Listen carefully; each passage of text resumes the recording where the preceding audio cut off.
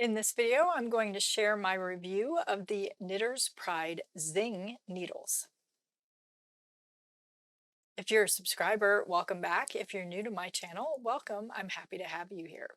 So recently I ordered a few different needles that were new to me. You can watch that unboxing video here, but I gave them a whirl. So I gave the Knitter's Pride Zing needles. These were fixed circular needles. I gave them a whirl recently, so I thought I'd share my thoughts on them with you. These are the needles I purchased recently. So these are the Knitter's Pride Zing, and I ordered a size 7 in the 24-inch and the fixed circular needles. So these are aluminum needles. I like how smooth they are and very lightweight. I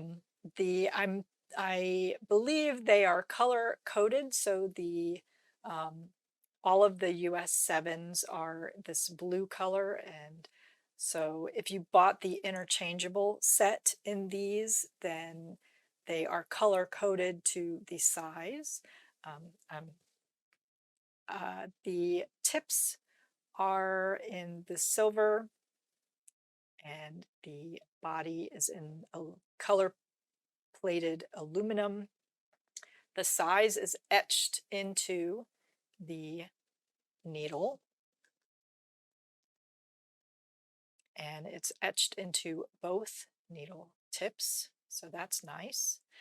The cable is fairly flexible but has quite a bit of memory, so it's not as flexible as I would like. It's a little bit stiff.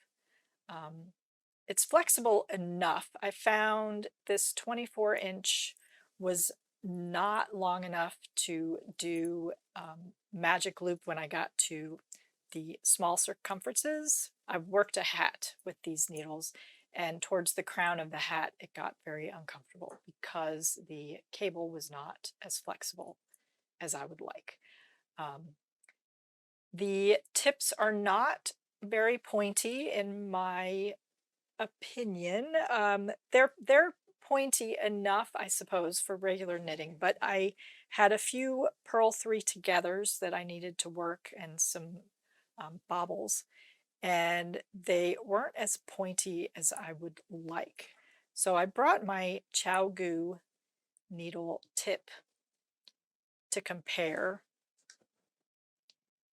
My red lace ChowGoo is on the right and the Zing is on the left. So the you can see the point on the ChowGoo extends a little longer, and I think it's a little bit pointier.